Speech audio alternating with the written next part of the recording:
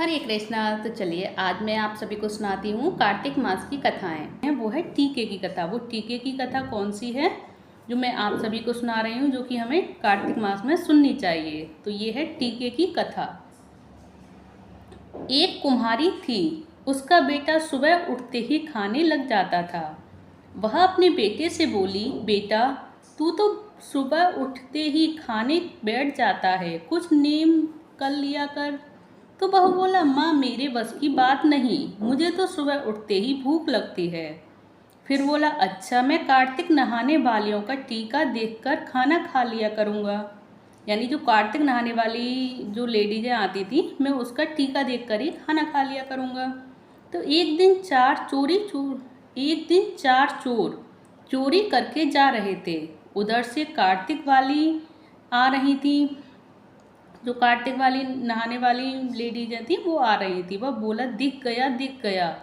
चोर समझे कि ये हमें कह रहा है। चोर समझे कि ये मुझसे कह रहा है कि हमें दिख गए। तो वह सारा धन छोड़कर भाग गए।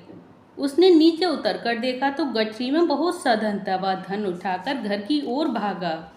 तो माँ से बोला, माँ जल्दी से किवाड़ खोल। माँ बोली, ऐसी क्या बात है। उसने किवाड़ खोल कर देखा तो वह बोली कि अरे बेटा, ये क्या चोरी की है, ये डाका डाल कर लाया है।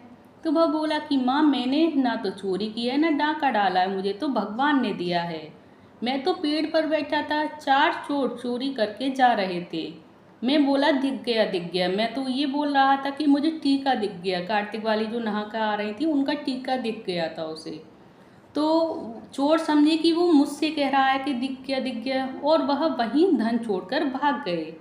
मुझे तो यह सब कार्तिक भगवान ने दिया है। वह बोली, कार्तिक का इतना महत्व है। उसने छत पर चढ़कर हीला मारा कि सारी दुनिया कार्तिक का नाम ले। जैसा भगवान ने उसे दिया वैसा भगवान सबको देना। ये रही टीके की कथा। तो ये आप सभी को टीके की कथा कैसी लगी, प्लीज़ मुझे कमेंट बॉक्स में ज़रूर बताएं। कार्तिक माह में टीके की कथा ये बहुत ज़रूरी कथा होती है। आप सभी ज़रूर से ज़रूर सुने इसे भी।